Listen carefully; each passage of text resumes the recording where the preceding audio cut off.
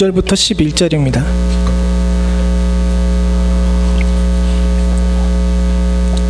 골로새서 3장 5절부터 11절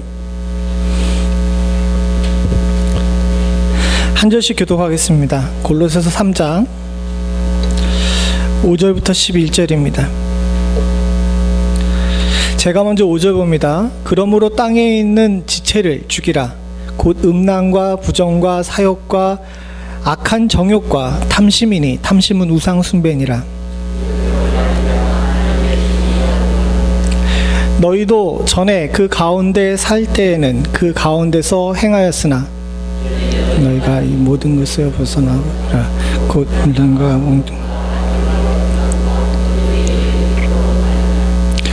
너희가 서로 거짓말하지 말라. 옛사람과 그 행위를 벗어버리고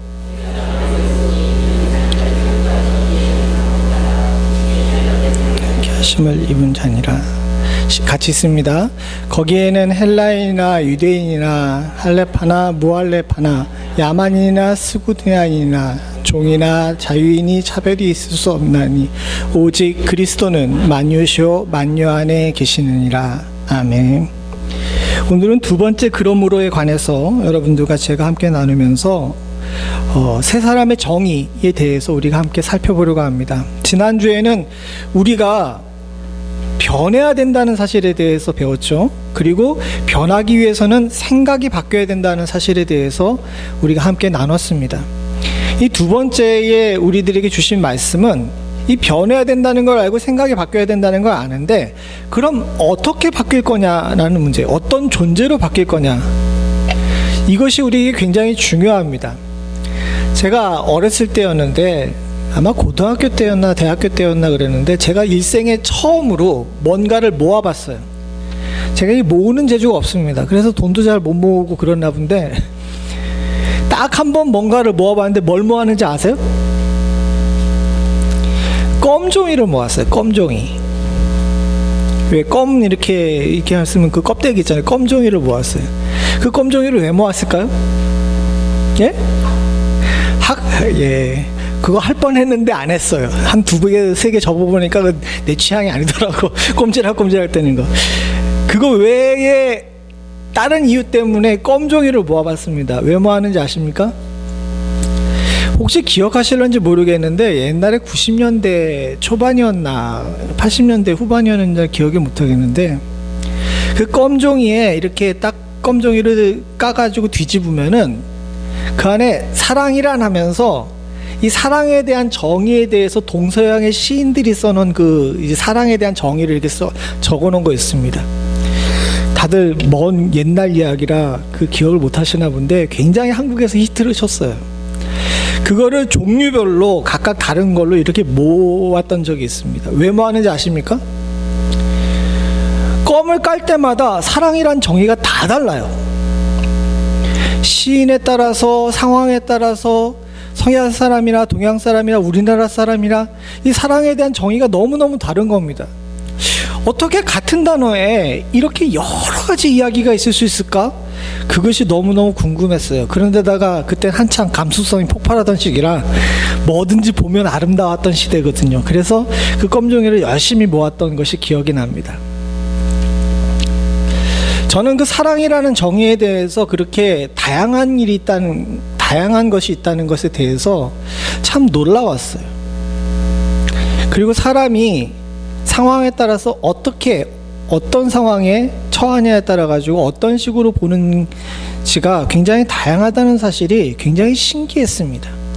왜냐하면 그때까지는 아직 어린 마음에 내가 보고 내가 생각하는 것과 다른 사람이 보고 다른 사람이 생각하는 것이 다를 수 있다는 사실에 대해서 잘 몰랐던 때였기 때문에 그랬던 것 같습니다. 사실 이 문제는 교회에도 똑같이 가지고 있는 문제입니다. 여러분, 성도가 어떤 존재입니까? 여기 세 사람이라고 되어 있긴 하지만 사실 성도예요. 하나님을 믿는 성도는 어떤 존재입니까? 여러분들에게 물어보면 여러분 어떻게 대답을 하실까요?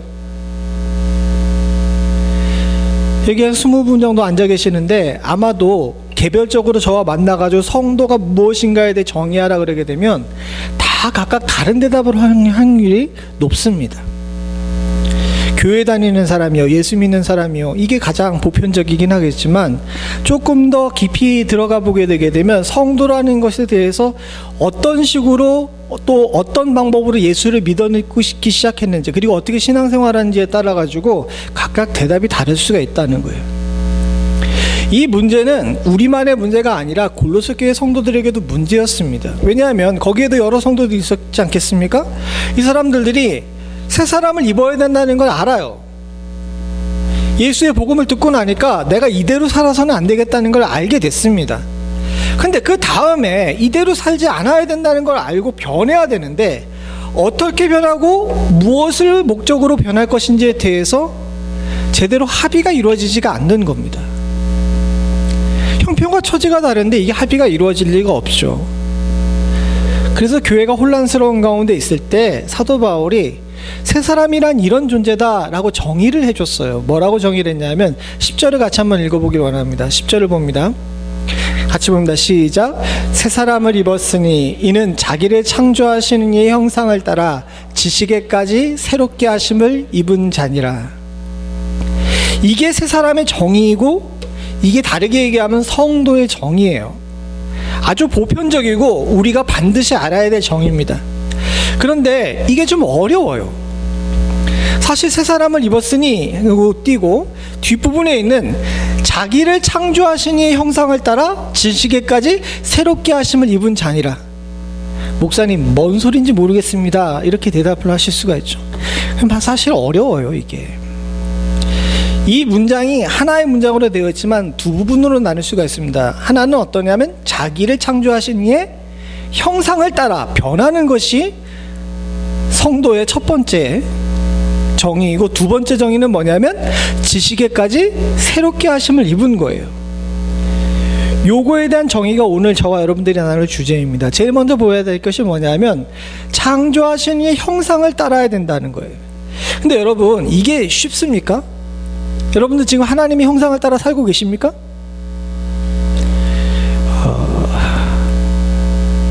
이게 평생의 숙제이고 딜레마입니다. 근데 사실은 이게 딜레마가 될 수가 없어요. 여러분, 여러분들과 제가 힘으로, 우리의 노력으로 하나님의 형상이 될 수 있습니까?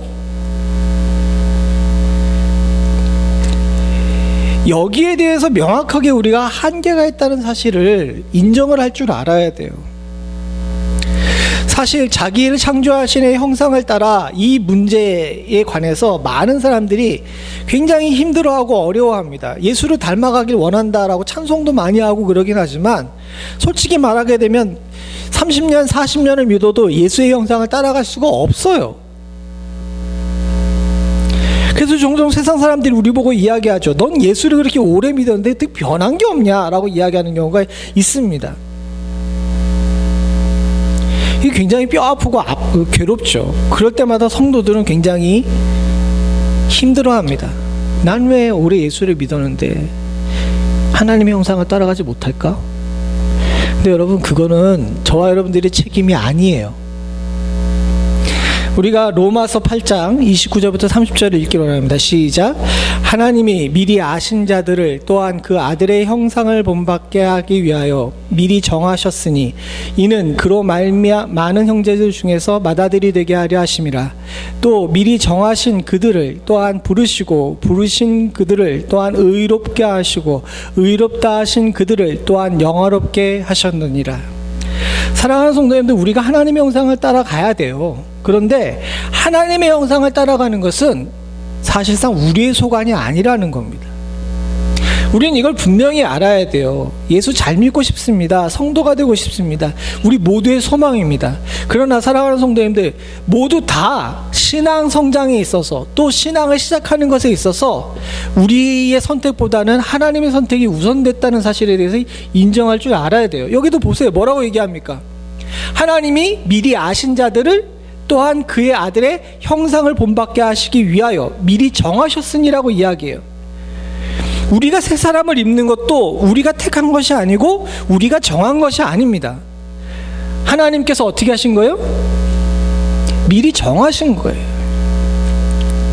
여기 여러분들이 다 앉아 계시는데, 여러분들 누구나 다 신앙생활 처음 시작할 때 누구에게 전도받고 또 부모님이 예수를 믿어가지고 예수를 믿게 됐습니다 이렇게 얘기할 수 있지만, 사랑하는 성도님들, 부모가 예수를 믿어도 예수 안 믿는 사람 많고요. 아무리 전도해도 전도 안 되는 사람 많습니다. 여러분들이 이 자리에 앉아서 믿고 새 사람이 되기로 작정하고 우리의 생각이 변하기로 마음먹은 것은 모두 다 하나님의 선택과 은혜인 줄로 믿습니다. 우리가 이것을 놓쳐서는 안 돼요. 성도가 성도 되는 것, 옛사람이 새 사람이 되는 것은 사실상 하나님의 능력으로 되는 것이지 우리의 힘으로 되는 것이 아니라는 사실을 우리가 알아야 됩니다.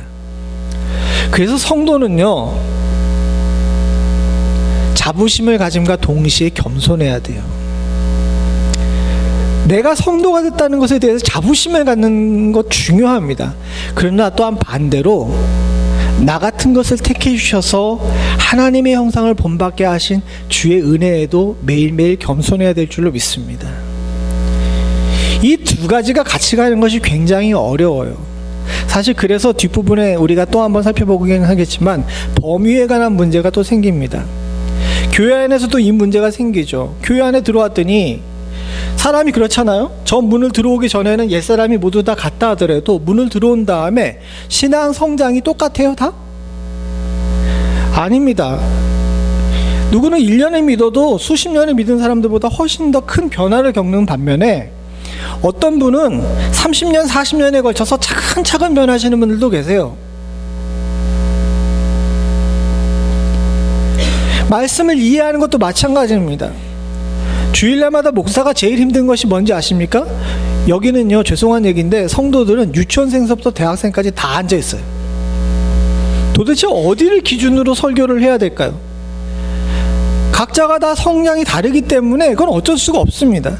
근데 문제는 뭐냐 하면 안에 들어와 가지고 성장이 달라지고 이런 문제가 생기니까 성도들이 성도들 사이에서 서로를 향하여서 손가락질하는 경우가 생기더라는 거예요.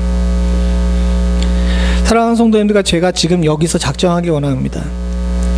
우리는 신앙생활하는 동안에 다른 사람을 평가하고 다른 사람의 신앙을 저울에 달아보는 일 하지 마시길 원합니다. 그건 그를 미리 택하시고 그를 하나님의 형상을 본받게 만드시고 그를 의롭다 하시고 그를 영화롭게 하시는 하나님의 소관이에요. 우리는 그 사람이 어떻게 믿는지, 어떤 상황에 있든지, 어떤 형식으로 예수를 믿고 성장해 가는지는 우리가 권면하고 옆에서 돕는 것까지는 하지만 평가할 자격은 없어요. 제일 중요한 것은 내가 과연 하나님 앞에서 어떻게 하나님의 형상을 닮아가고 있는지가 제일 중요한 줄로 믿습니다. 이것 이외에는 교회에서 서로를 향해 손가락질하는 일에 이유가 돼서는 안 될 줄로 믿습니다. 그것 외에는 관심을 가져야 될 일이 없기 때문에 그래요. 사도 바울은 골로새 교회 성도들이 이것을 알기 원했습니다. 성도는 하나님의 형상을 닮아가는 건데 하나님의 형상을 닮아가는 것은 하나님의 소관임을 알고 다른 사람이 금욕적으로 살든지 다른 사람이 하나님 앞에서 말씀 앞에서 어떻게 살든지 이런 것들 가지고 서로를 올무에 매고 넘어뜨리고 하는 일 하지 말라는 거예요. 지난주에 운영위원회를 하면서 우리 교회도 올해가 가기 전에 일꾼을 세우려고 합니다. 안수집사와 권사를 세우는 일을 하는데 이럴 때마다 참 교회들은 힘들어요. 제가 몇 차례 장로님들이 저한테 일꾼을 세워야 된다고 이야기하시는데 사실 선뜻 그렇게 하지 못했던 것은 두렵고 떨리는 마음이 있었기 때문에 그렇습니다. 사실 직분자를 세우는 것도 다 하나님의 은혜이고 주의 선택이신 줄로 믿습니다. 내가 하고 싶다 그래서 할 수 있는 것도 아니고 내가 하기 싫다 그래서 안 할 수 있는 것도 아니에요. 그리고 우리 눈에 보기에는 과연 저 사람이 감당할 만한가라고 생각할 수 있지만 하나님께서 선택하신 다음에는 하나님의 소관입니다. 참 죄송한 얘기지만 저희 집안 같은 경우는 제가 5대째 예수를 믿어요. 그것도 계속 장로교인이었습니다. 그러다 보니까 집안에 이제 장로 목사들이 발에 채워요. 집안 모임하게 되면 누가 기도하고 누가 설교할 것인지에 대해서 굉장히 서로 눈치를 보면서 이렇게 하는 경우가 많이 있습니다. 근데 종종 우리 집안에서 이제 가끔가다 실수하는 일이 있는 게 뭐냐면, 이제 그렇잖아요. 저희 윗세대들 중에서 이제 참 목사님들이 계시는데, 제가 만약에 목사가 이제 갓됐다라고 생각을 해봅시다. 그럼 삼촌들이 생각할 때, 또 숙부들이나 생각할 때, 야, 선영이 네가 벌써 목사 됐어? 이러면서 왜 그 특유의 그런 거 있잖아요. 내가 너 기저귀 갈아줬었는데, 내가 너 장난감 사줬는데, 이러면서 야, 이 핏덩이 같은 것이, 그러면서 이렇게 얘기하는 경우가 있습니다. 근데 돌이켜 생각해보면 저도 마찬가지예요. 아주 어리게 생각했던 동생들이 어느 날 안수받는다고 와가지고 인사하러 오게 되면, 야, 너도 목사하냐? 이런 마음이 제 마음에 안 들겠어요? 근데 이거 다 교만이에요. 왜? 저도 기름 부음 받은 하나님의 종이고, 나도 기름 부음 받은 하나님의 종이에요. 주님 앞에서는 그나 또는 내 전세대 우리 숙부들이나 저나 다 똑같습니다. 근데 인간적인 마음에 그런 이 기준이 생겨가지고 나도 모르는 사이에 거기에 이렇게 함정에 빠지는 경우가 많아요. 혹여나 우리 교회에 이제 선거를 하거나 투표하게 될 때 우리 마음에 그런 교만이 없기를 간절히 소원합니다. 사랑하는 성도님들, 성도는 하나님께서 만들어 가시는 거예요. 또한 두 번째 우리들이 생각해야 될 것이 있습니다. 그건 뭐냐면 지식에까지 새롭게 하심을 입은 자니라. 앞부분에 주님의 형상을 따라가는 것은 하나님의 주권적인 일이라면, 이 다음 문제는 하나님께서 하시는 일이기도 하지만 우리도 열심히 노력해야 되는 문제입니다. 사람들이 많이 생각하는 것들이 있는데, 이 지식이 새롭다하다는 것이 뭔지를 잘 모르겠다라고 이야기하시는 것이 있습니다. 근데 이게 뭐냐면, 지식에까지 새롭게 하심을 입은 자니라라는 것을 쉽게 표현하게 되면 뭐냐면 상식이 변한 사람을 얘기하는 거예요. 상식이 새롭게 된 사람. 이게 헬라어가 언어가 굉장히 완성된 언어이긴 하지만 이 단어에 있어가지고 몇 부분에 있어서 이제 워낙 오래된 옛날이기 때문에 현대 우리가 쓰고 있는 단어가 없는 경우가 있는데, 이 지식이라는 단어가 굉장히 포괄적인 단어로 쓰기 때문에 그래요. 현대적으로 번역을 하게 되게 되면 새로운 상식을 가진 사람을 이야기를 하는 겁니다. 새로운 상식. 여기에 대한 부연 설명이 이제 두 번째에 나옵니다. 뭐냐 하면 7절 8절을 같이 보겠습니다. 시작. 너희도 전에는 그 가운데 살았을 때 그 가운데 행하였으나 이제는 너희가 이 모든 것을 벗어버리라. 곧 분함과 노여움과 악의와 비방과 너희 입의 부끄러운 말이니라.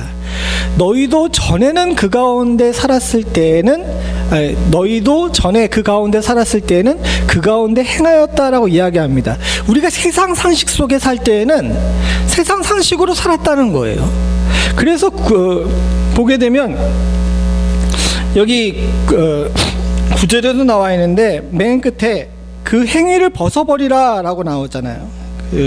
너희가 서로 거짓말하지 말라. 옛사람과 그 행위를 벗어버리라 라고 이야기하는데, 옛사람 즉 과거에 우리가 가지고 있던 상식들이 뭐였냐면, 여기 8절에 나온 것처럼 사람을 대할 때 분함과 노여움과 악의와 비방이에요. 사실 그렇습니다. 왜냐하면 예전에 성도가 아니었을 때는 우리는 우리 주변에 있는 사람들을 우리의 대적으로 보는 경우가 많아요. 경쟁 상대로 보는 경우가 많다는 겁니다. 근데 이제 새 사람이 되어서 변하게 되게 되면 우리 상식이 바뀌어야 돼요. 상식이 바뀌게 된다는 것은 우리가 옛사람이 가지고 있었던 세상 사람들을 향하여서 대적으로 보는 시야에서 저들도 하나님의 형상을 따라 지음받은 존재라고 보는 그런 눈으로 변해야 된다는 겁니다. 그래서 저 꼴보기 싫은 행동들이 어느 순간에가 사랑스러워 보이고, 저 정말 이런 마음들이 이렇게 귀하신 분이 이런 마음으로 변하는 것, 이것이 바로 상식이 변하는 걸 이야기라는 거예요. 이건 굉장히 중요한 일입니다. 하나님께서 우리들에게 그런 마음을 주시지만 또한 동시에 우리가 그 마음을 유지하려고 노력을 해야 돼요. 안 그러게 되게 되면 꼴 보기 싫어 보입니다. 우리 교회는 그래도 작고 사랑하는 성도님들이 워낙 성숙하셔가지고 그런 경우가 없는데, 좀 큰 교회 사역하다 보게 되면 그런 분들을 1년에 두세 차례씩 만납니다. 어느 날 교회에 2, 3주 안 나와요. 그래서 전화를 걸고 신방을 가봐요. 전화를 걸게 되면 목사님가 전화를 거니까 이제 뭐 마지못해 받죠. 그래서 왜 교회를 안 나오시냐고 얘기하면 처음엔 대답을 안 합니다. 근데 조금씩 이제 캐물어 보여요. 그러면 그 중에 대부분 한 80% 정도가 뭐라 그러냐면 누가 꼴 보기 싫어서 교회 안 나온다 그래요.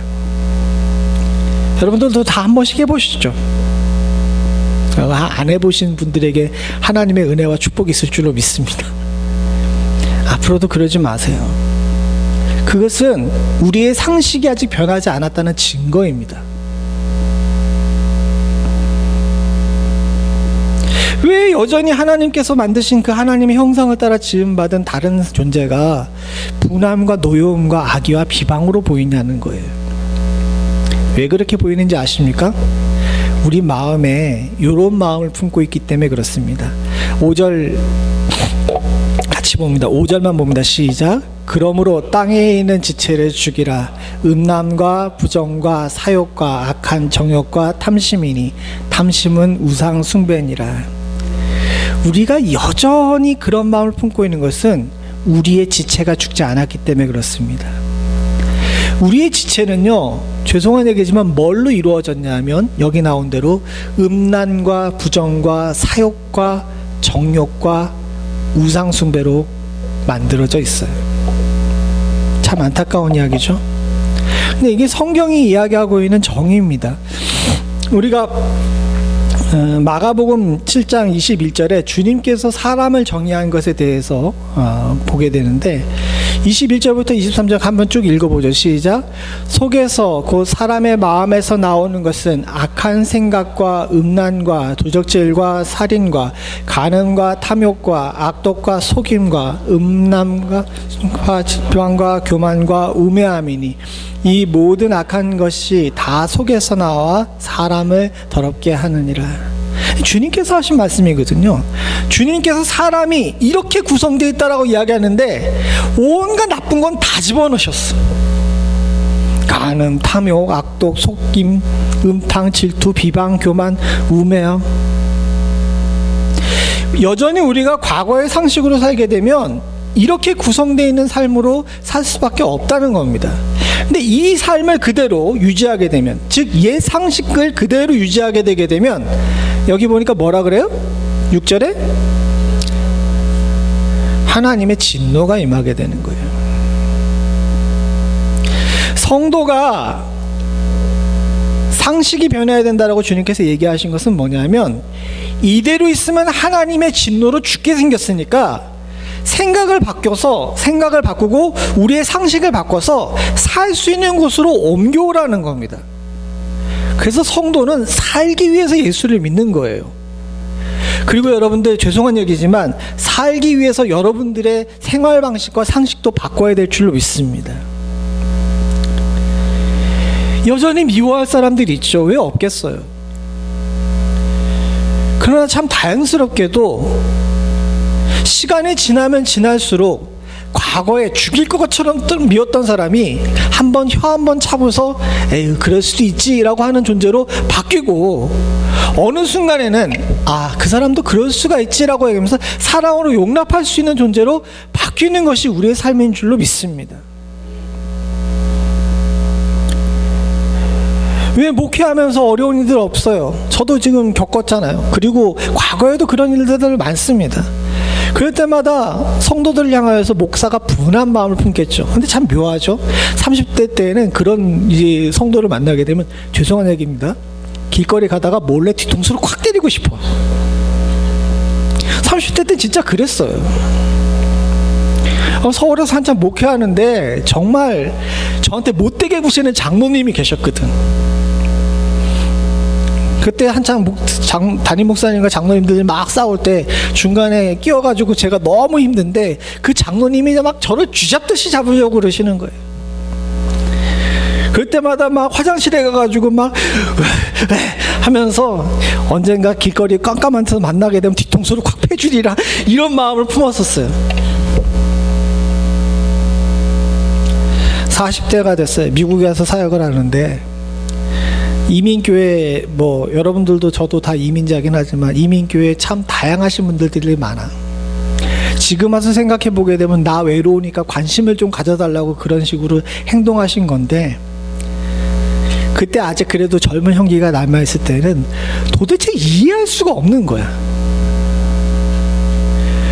왜 저렇게 행동을 하지? 도대체 무슨 이유지? 왜냐하면 논리적 맥락이 없어요. 이해할 수 없는 그런 분들을 만날 때마다 정말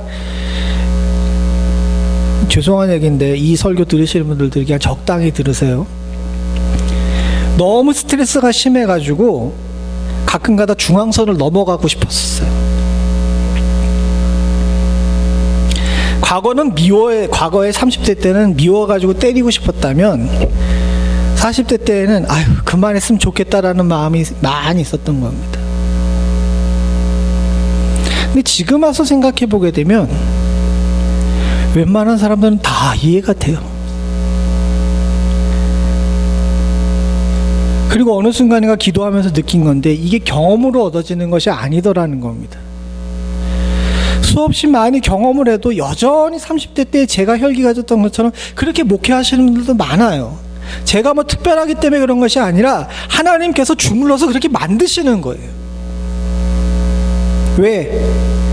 내가 그전에 그런 형식과 그런 상식으로 살고 있다면은 하나님의 진노 가운데 있을 건데 주님께서 저를 불쌍히 여기셔가지고 저를 빚어서 하나님의 진노받을 존재에서 하나님의 사랑받은 존재로 저를 만들어 가시는 줄로 믿습니다. 사랑하는 성도님들, 혹시나 여러분들 가운데 미워할 사람들이 있거나 정말 화낼 사람이 있다면 여러분 감사하세요. 하나님께서 나로 하나님의 진노받을 존재에서 하나님의 사랑받을 존재로 주의 평화 가운데 거할 존재로 만드시기 위해서 주신 인생의 숫돌이에요. 숫돌. 모난 거 갈아가지고 둥글둥글하게 만드시고 그렇게 해서 하나님의 사랑이 어떻게 우리를 향해서 끝까지 인내하셨는지를 배우게 하시는 것인 줄로 믿습니다. 사랑하는 성도님들, 여전히 우리 마음에 분한 마음과 도저히 용서할 수 없는 굵은 심지가 우리 안에 박혀 있다면 주의 진노가 임하기 전에 뽑아버리실 수 있기를 소원합니다. 그건 성도의 삶이 아니에요. 아무리 악한 일을 하고 아무리 이해할 수 없는 일을 하고 여전히 지금도 나를 위해 비방한다 할지라도 사랑으로 품고 하나님의 눈으로 바라보고 하나님의 마음으로 품는다면 주께서 우리를 향해서 더 큰 은혜 허락하실 줄로 믿습니다. 마지막으로 우리가 생각해 봐야 될 것은 앞에 나와 있던 하나님이 만드신다는 것과 연결되어 있는 것입니다. 세 사람의 범위예요. 아까 전에 하나님께서 세 사람을 만드는 것은 하나님의 주권이라고 이야기했잖아요. 우리가 이것을 갖다가 조금 더 깊게 들어가서 생각을 해봐야 됩니다. 세 사람의 정의가 두 가지라고 얘기했는데 하나는 하나님이 만드시는 존재, 또 하나는 하나님이 상식을 바꾸셔가지고 상식을 바꾸게 된 존재라고 이야기했는데 하나님이 만드신 존재에 대해서 우리가 더 깊이 생각해 봐야 될 것이 있습니다. 왜 그러냐 하면 이게 뒷부분에 있는 상식이 변하는 것과 연결되어 있어요. 우리의 상식은요, 사람과 사람 사이에 계급을 나누고 또 틀을 나누는 겁니다. 그렇지 않습니까? 여러분들 교회에 들어오게 되게 되면 여러 사람들이 있는데 그래도 우리의 상식에 한계가 있어요. 저 사람은 예수 믿는 사람이다 라고 하는 상식이 있습니다. 만약에 여기에 얼굴까지 문신을 하고 반바지에 반팔에 샌들을 입고 와 있는 사람이 여기 앉아있다고 생각을 해봅시다. 여러분들이 그 사람이 불편해요? 편안해요? 왜 대답을 안 하시지? 불편해요? 편안해요? 불편할 수밖에 없어요. 왜냐하면 우리 상식이 그렇거든요. 그래도 교회 나오는데 단정한 옷을 입고 좀 이렇게 뭐라 그래야 되나, 다른 사람에게 혐오감을 주지 않아야지, 이렇게 생각하는 경우가 많이 있습니다. 이건 우리 상식이에요. 제가 2000년대 초반에 단기 선교팀을 끌고 인도네시아를 단기 선교를 간 적이 있었습니다. 단기 선교를 가가지고 설교를 여러 개를 이제 맡았기 때문에 양복을 입고 갔어요. 양복을 이제 챙겨가지고 갔죠. 거기를 갔는데, 여러분 인도네시아에서 제일 많이 믿는 종교가 뭔지 아십니까? 이 무슬림이에요. 그러다 보니까 기독교인들이 소수입니다. 또 미안한 얘기지만 안타깝게도 기독교인들이 소수임과 동시에 가난해요.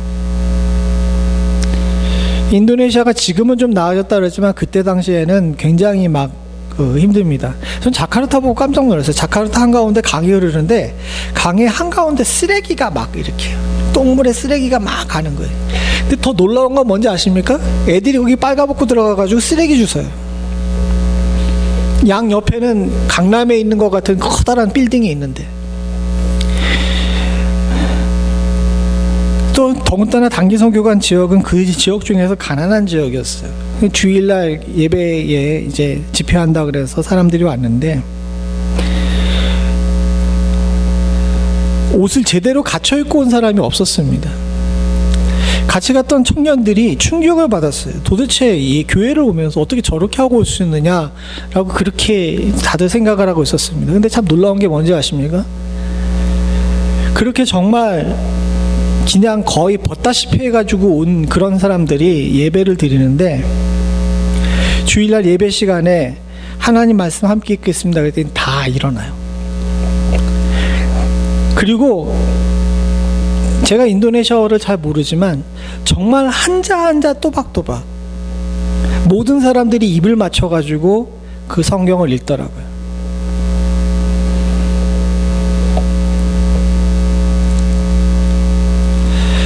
후에 자카르타에 있는 인도네시아의 가장 큰 교회에 이제 가게 됐습니다.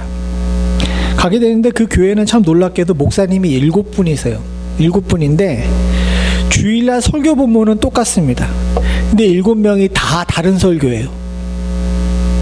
왜 이렇게 하냐 그랬더니, 7분이 설교를 하게 되면 예배 시간이 적어도 몇 시간이겠습니까? 그렇잖아요. 1시간 예배 드리고 30분 쉬고 1시간 예배 드리고 30분 쉬고, 그 동네 또 목사님들은 설교들을 길게 하시더라고요. 거의 12시간을 갖다가 이제 예배 시간이 있는데 8시에 교회를 나와가지고 저녁 8시까지 있는다는 거예요. 같은 말씀을 7명의 목사님이 서로 다른 방향으로 설교하는 것을 다 듣고 있는 거예요. 갈 데가 없어서 그러는 것이 아니라 그만큼 마음에 갈급함이 있었기 때문입니다. 그때 우리 청년들이 인도네시아에 갔다 와가지고 고백한 게 있었습니다. 난 그들이 헐벗고 교회를 들어왔었을 때 저 사람들이 교회에 밥 먹으러 왔다라고 생각했다는 겁니다. 그런데 단기 선교를 온 나보다 훨씬 더 하나님 말씀을 향해 사모하고 하나님을 말씀을 향해 열심히 있는 사람들을 그곳에서 발견했다고 이제 고백하는 청년들을 봤어요. 그때 제가 그 자리에서 뭐라 그랬냐면, 나도 똑같다 그랬습니다. 제가 양복을 가져갔다 그랬잖아요. 첫날 양복을 입고 설교를 했는데 둘째 날 됐더니 양복을 입을 수가 없어요. 양복이 이제 그 땀에 젖어가지고 이제 막 엉망진창이 된 겁니다. 그 다음서부터는 저도 그 사람들처럼 반바지에 반팔 입고 설교했어요. 되게 좋아하더라고요.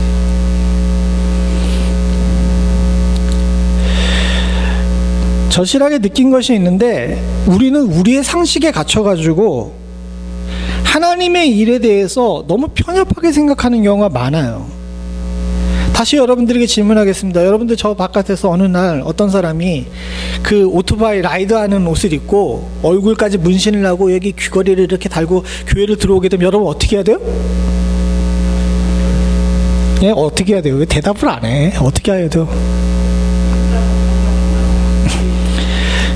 우리 권사님 말씀하신 대로 저 사람도 주님께서 보내셨나 보다 하고 받으셔야 될 줄로 믿습니다.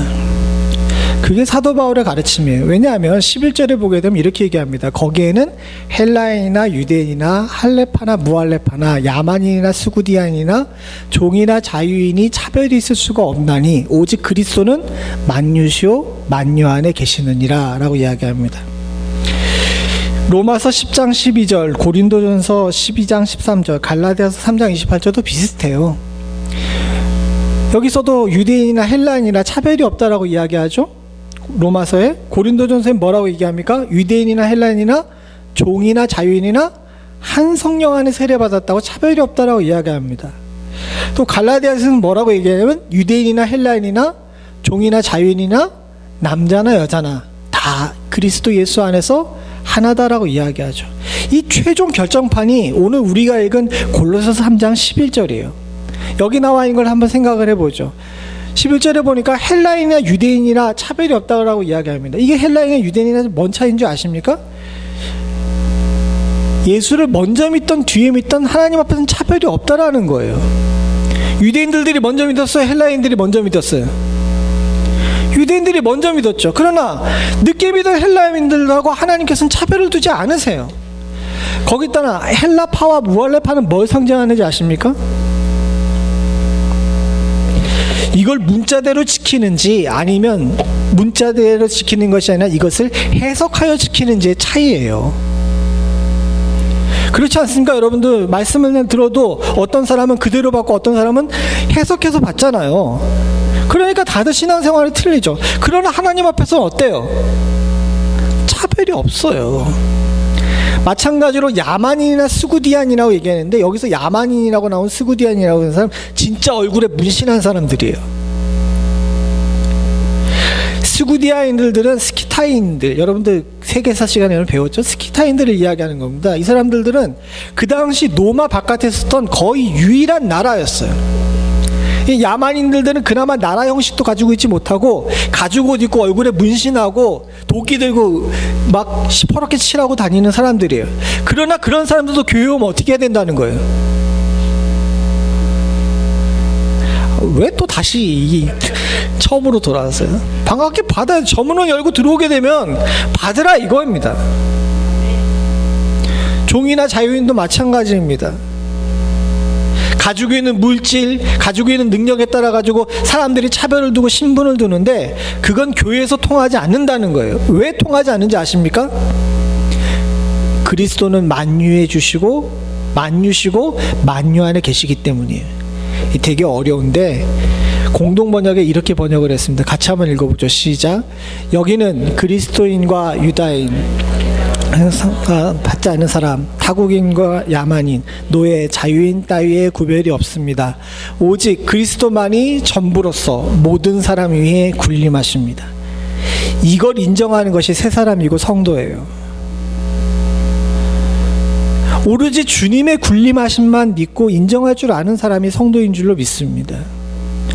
그러니까 주님의 군림 안에서는 여러분 그 누구도 다 똑같은 거예요. 교회 안에서 동성연애자를 받아야 되느냐 안 받아야 되느냐 가지고 시끄러운 거 압니다. 그리고 여기서 말씀드리는 것도 굉장히 조심스러워요. 전 분명히 말씀드리죠. 동성연애는 죄입니다. 그리고 그거는 바꿔야 돼요. 하지만 어떤 사람이 저 안에 문을 열고 들어와 가지고 이 안에서 예배드리기를 원한다면 교회는 막을 방법이 없어요. 그것이 하나님의 원칙이기 때문에 그렇습니다. 사랑하는 성도님들과 저는 교회에 대해서 다른 생각을 좀 가졌으면 좋겠습니다. 오늘날 교회가 세상에서 방주의 역할을 잘 못한다고 이야기합니다. 그 원인을 잘 생각해 봤더니 하나님이 만들어 가시는 하나님의 형상대로 만들어 가시는 것에 대해서 사람들이 인정을 잘 안 하기 때문에 그래요. 또한 동시에 하나님이 우리로 바꾼 상식에 대해서 제대로 적응하지 않기 때문에 그렇습니다. 한마디로 얘기해서 난 예수는 믿지만 옛 상식을 그대로 가지고 살겠습니다 라고 이야기하는 새 사람도 옛 사람도 아닌 존재이기 때문에 이런 문제가 생긴 것인 줄로 믿습니다. 사랑하는 성도님들과 저는 새 사람 될 수 있기를 소원합니다. 중간은 망해요. 안 변하면 하나님의 진노를 받고 변해야 삽니다. 변하여 새 사람 될 수 있기를 간절히 소원합니다. 같이 기도하시겠습니다. 하나님 아버지, 주의 은혜 가운데 부름받고 주께서 우리의 형상을 만들어 가시는 줄로 믿습니다. 과거에 가졌던 우리의 분노, 또 우리의 노여움, 비방함과 악한 말들, 하나님 악이 모두 다 주님께서 뽑아가시는 줄로 믿습니다. 하나님, 주의 진노가 임하기 전에 주의 상식대로 살 수 있는 사람이 될 수 있도록 주님 도와주시옵고, 주께서 군림하심을 인정하고 하나님 아버지 주께서 만들어 가시는 대로 순종할 줄 아는 저희들 될 수 있도록 주여 도와주시옵소서. 또한 동시에 우리의 주변에 사랑하는 성도들을 향하여서도 동일한 마음을 품을 수 있기를 간절히 소원합니다. 군림하시는 주님 앞에 그 누구도 내가 잘났다 얘기할 수 없는 존재임을 기억할 수 있도록 주님 도와주시옵고, 아버지 하나님, 주님 앞에 겸손한 마음으로 나를 만들어 가신 주님에만 집중하고 주변에 있는 자들을 향하여 평가하기보다는 격려하는 자 될 수 있도록 주여 도와주시옵소서. 오늘날 교회와 성도, 목회자가 주님 앞에 온전한 방주 역할을 하지 못했음을 고백하며 회개합니다. 마지막 때의 험악한 세월 가운데 하나님, 저희들은 변하여 사는 자 될 수 있도록 주여 도와주시옵소서. 옛사람을 붙잡고 있지 않을 수 있도록 주님 도와주시옵고, 하나님께서 만들어 가실 때 그 만들어 가심에 감사할 수 있는 저희들 될 수 있도록 주님 도와주시옵소서. 모든 말씀 예수님의 이름으로 간절히 기도드립니다. 아멘. 다